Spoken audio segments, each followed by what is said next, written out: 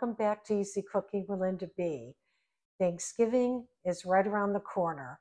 And what I want to do is show you how Bob and I make our Thanksgiving stuffing. Well, actually it's dressing because we don't stuff our turkey. And in fact, we don't really eat turkey.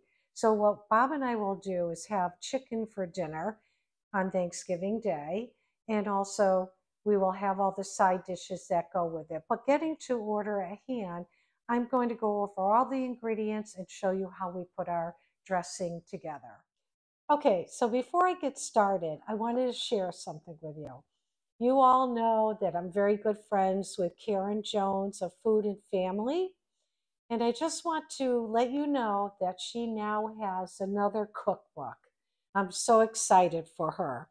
And here it is, Karen Jones, Food and Family, Volume 2. She has, as her first cookbook, some amazing recipes in here. So if you have a chance, go hop over to her channel and check out her recipe book. She really does have something that will appeal to everyone. Okay, since it's Bob and I'm not making a big batch. So what I'm starting out with, I heated up my pan, but what I'm starting out with is sausage. Now this is Jimmy Dean's and it's sage flavor. So what I'm going to do is pour that into my pan like this. And then what I will do is I'll break this down.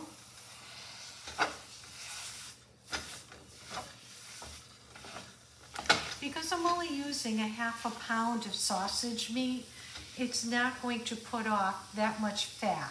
So once I get this all ground up, then I'm going to add the next thing, and I'll show you what that is. Okay, so my sausage has been cooking for a little while here, and as you could see, there is not a lot of fat in there, so I think it's perfect for what I need. Now, of course, when you're going to be cooking for your family or a big gathering, you obviously want to double or even triple what I'm putting in mine. So what I'm going to now add to the sausage is onion. I used my food processor to do all my chopping because I have a lot of vegetables here. So you probably see some carrots mixed in with onions. That's all that is. So I'll put that in here. I have three cloves of garlic that is minced. 2 carrots here. As you can see, everything is pretty much chopped very finely. Celery. So I have 2 stalks of celery. And I also have red bell pepper. I couldn't find good looking green bell pepper, so I opted for a red. That's what I'm putting in here now. I'm going to add mushrooms. These are baby Bella mushrooms. So by the mound you see there, you can understand why I used a food processor, because that's a lot of chopping. It just makes life so much easier. A little bit of salt. And I will add a little bit of pepper. So I have whole thyme here. I'm going to do a sprinkling of that. Probably will amount to about a teaspoon of this. And one thing my mom always added to her stuffing or dressing is Old Bay. It gives it that nice flavor. I can't describe what it is, but you could pick it up in there. There's a little bit of pepper, I think, in here because you get a little kick of something. So I'm going to put probably about not even quite a ½ a teaspoon, maybe a quarter of a teaspoon. So I'm adding some butter. I think I have about 3 tablespoons of butter. So you could go ahead and adjust it as you work with it. So now get that all mixed in. And then once this is completely cooked together, I'll come back and I'll show you what I do next.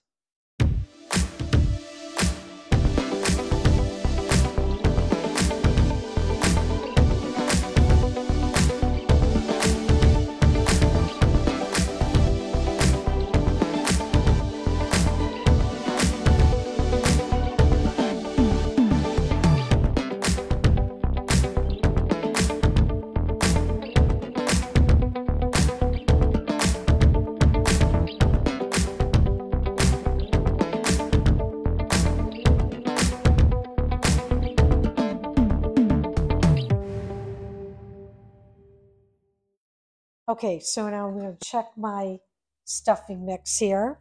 And it looks very good. You could see there is liquid, and that's from the butter in there. And I have this cooking probably for about, I want to say about 8 minutes, thereabouts. And what I will do now is I just want to take a taste of it. I like to cook everything together because I think it bakes quicker in the oven and I don't have to wait as long for it to be ready. So let's see. Mm. Mm. Great flavors. Okay, so I'm going to cover this up, let it cook for maybe about 2 more minutes, and then I'll show you what I do next. In this bowl, I have cubed stuffing along with a little bit of leftover herb stuffing that I have. Here I want to say maybe I have about 6 cups. I don't know if I'm going to need to add more, but I don't want to start out with too much. So I'll start out with a smaller amount. You'll probably need the whole bag. Now, if I can do this, I'm going to take, oh, hey, there we go. I'm going to take the vegetables and sausage while it's still hot and pour it into the breading. Okay. One thing that's important is to make sure that you have enough moisture in your stuffing before you put it in the oven. Otherwise, the cubes are going to dry, hard, crunchy. You don't want that. You want some moisture. So I will add a small box. Isn't that cute? I found that in the store. I couldn't believe I found that. Chicken broth. Unfortunately, I couldn't find it low sodium. That's why I did not add a lot of salt into my mixture already. So I will now pour that in. This is so cute. Now I bought 2 of these. I'm putting one in for now. If I find that it needs more, I'll open up the other one. Next thing I want to do is mix this together. And it feels pretty good.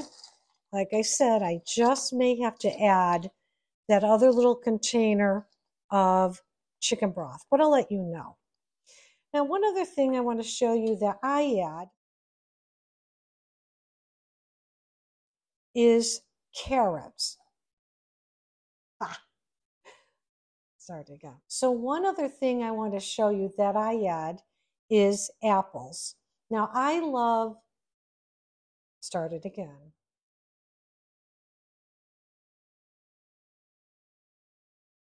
Now, one thing I love to add to my dressing are raisins, but Bob is not a big fan of raisins, so we compromise. Since we both love apples, I'm going to add some chopped apples. So I have 2 small apples here that I've chopped. And what I want to do is add just a little bit of flavor. So I'm going to add a little bit of cinnamon. Now this is optional. You don't have to do it. It's just like how we like to have it. And just a little bit of nutmeg, like that. Mix this together. So to coat the apples. Okay.